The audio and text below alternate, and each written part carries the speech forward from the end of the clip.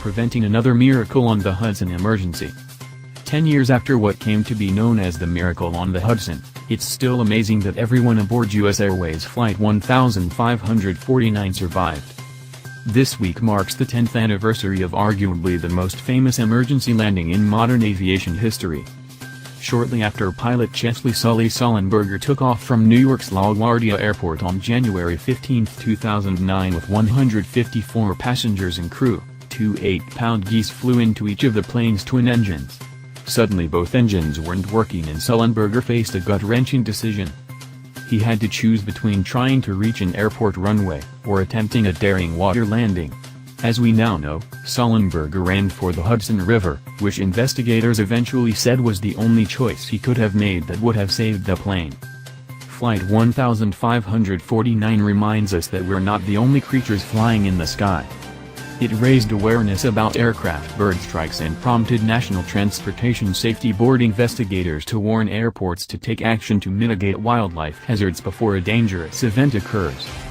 Despite the heightened concern, stats tracking annual U.S. bird strikes show they have skyrocketed. From 1990 to 2016, the annual number of reported bird strikes in the U.S. increased from 1,850 to 13,408, according to the Federal Aviation Administration. That's up more than 700%. Globally, from 2008 to 2015, the International Civil Aviation Organization said nearly 98,000 bird strikes were reported in 105 nations. The estimated cost of all aviation bird strikes, according to the European Space Agency, is more than $1 billion a year.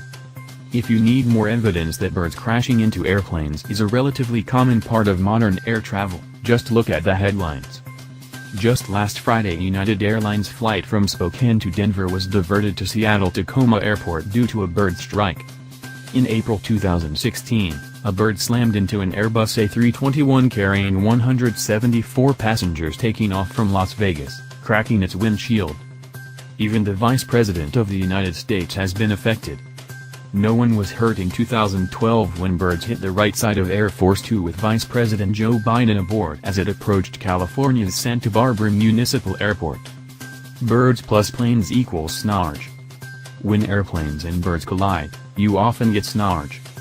Scientists at the Smithsonian Institution came up with the term to describe tissue and gooey remains that are still attached to aircraft after a collision, said bird strike expert Mike Bigier, who took part in the investigation of Flight 1549.